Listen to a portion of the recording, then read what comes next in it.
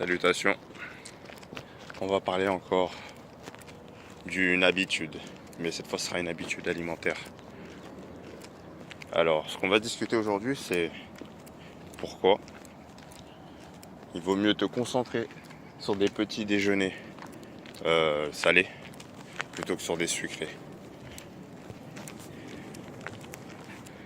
Donc oui, j'ai une petite coupure. L'idée c'est quoi? On est d'accord de mettre ton corps dans les meilleures conditions. Donc si le sucré le met dans les meilleures conditions, on prendra le sucré. Si c'est le salé, c'est le salé. Et il faut réussir à t'extraire du fait que tu ne puisses pas faire quelque chose. Tout est une question d'habitude. Si tu te dis oui, je peux pas manger ça le matin, nanana, je sais pas quoi. Je pense que si tu te forces un peu, à part si vraiment ça te fait vomir littéralement, bah dans ce cas-là, il faut trouver des substituts. Mais je pense que tu as toujours moyen de faire. Et donc, qu'est-ce que je voulais dire? Ah oui, le petit déjeuner sucré contre le petit déjeuner salé. En fait, on s'est fait beaucoup arnaquer quand on était plus jeune et même maintenant toujours. Surtout en France, parce que moi je vis en France. En France, il y a cette culture de petit déjeuner sucré avec, je sais pas, tu vas avoir ta baguette, ton beurre, ta confiture, ton jus d'orange. Et tu te dis, bon, bah, ou tes croissants, tes viennoiseries, etc. Tu te dis, bah, on est en France, c'est comme ça qu'on fait. Et bah, si on propose ça, c'est que forcément, c'est la meilleure des solutions. Et tu sais, avant juste d'expliquer pourquoi le petit déjeuner sucré c'est pas la meilleure idée.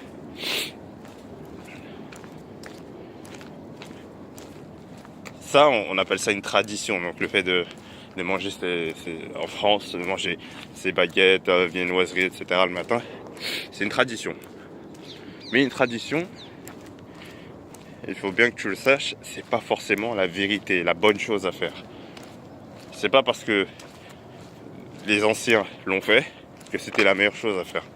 Ça, c'est un sophisme. Un sophisme, c'est quoi? C'est un raisonnement qui est fallacieux, qui est faux, qui a une logique fausse, qui peut apparaître vrai au premier abord, mais qui est fausse. Et il faut vraiment se prémunir contre ce genre d'argument, parce que, bah, de toute façon, je ferai une vidéo sur les sophismes et sur l'ensemble des sophismes. Peut-être pas l'ensemble, parce que je les connais pas tous. J'apprendrai en même temps, bien sûr. Je ne connais pas beaucoup même. Mais par exemple, moi qui regarde aussi des débats, etc., et je remarque qu'il y a énormément de sophismes. Et si tu n'es pas capable de les repérer, bah, tu peux perdre ton débat automatiquement en fait.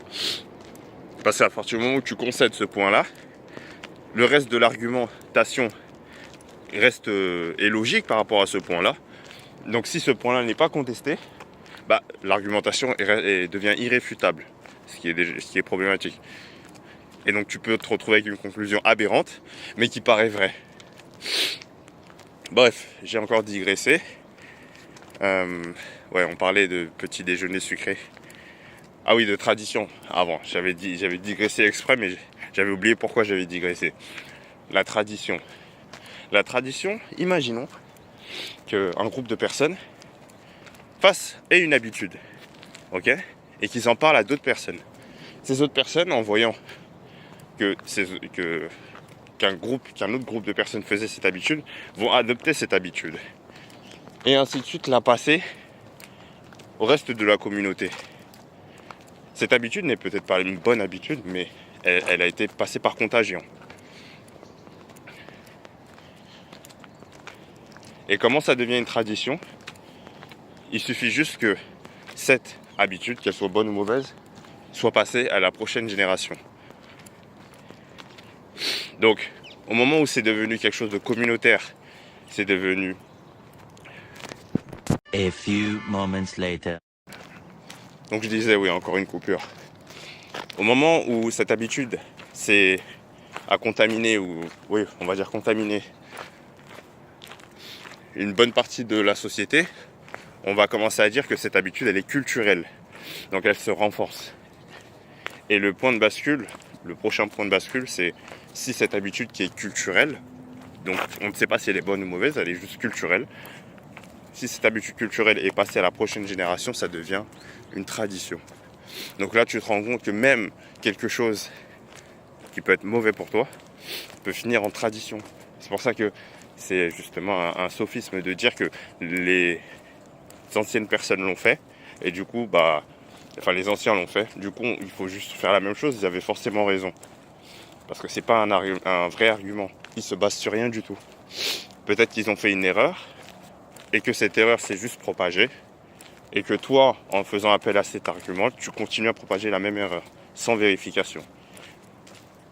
Donc voilà, maintenant que j'ai bien digressé, on va repasser sur le sujet principal qui était... Je reparlerai de toute façon de ces sujets-là dans une autre vidéo. On va repasser au sujet principal qui était donc le petit déjeuner sucré versus le salé. En fait, le problème du petit déjeuner sucré,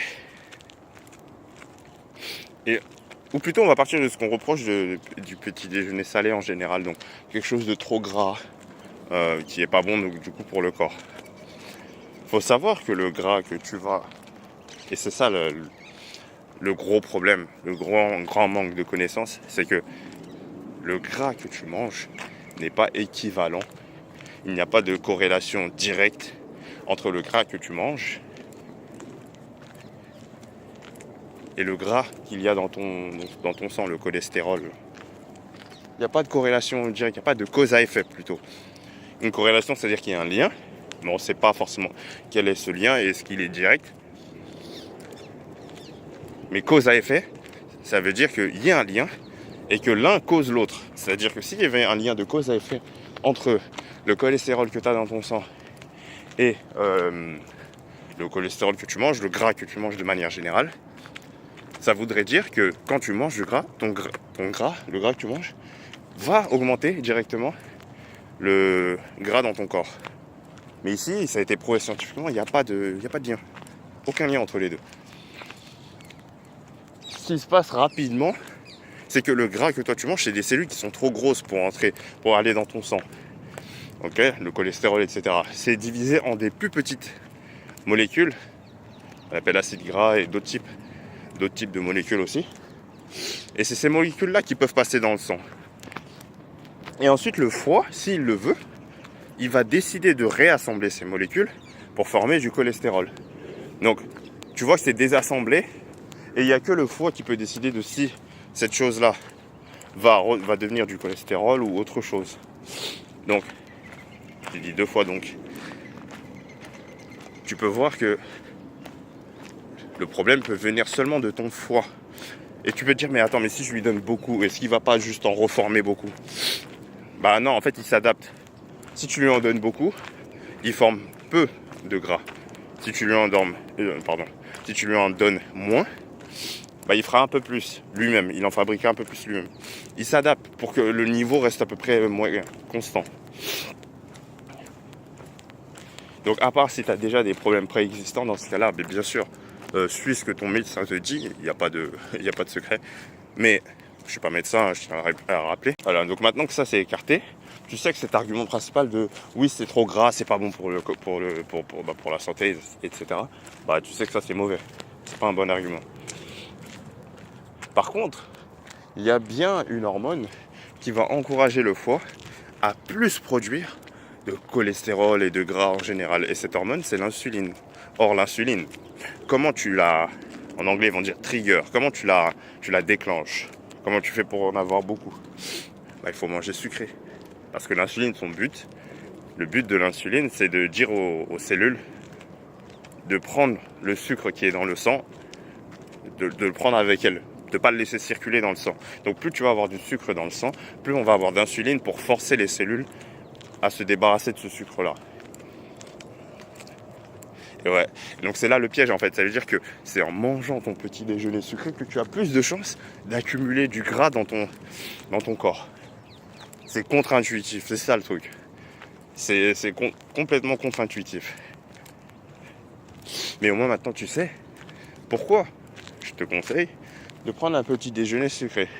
Et en tout cas, si vraiment un petit déjeuner 100% salé, ça t'intéresse pas. Quand je dis salé, ça va être du fromage, des œufs, D'ailleurs, je ferai une vidéo sur les œufs, parce que les œufs, c'est le banger. Hein.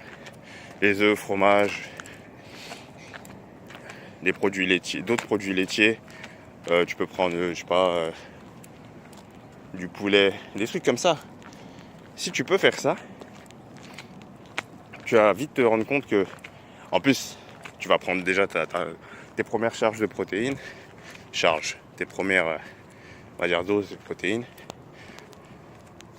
et tu te sentiras aussi beaucoup plus rassasié, parce que tu n'auras pas ce problème avec l'insuline.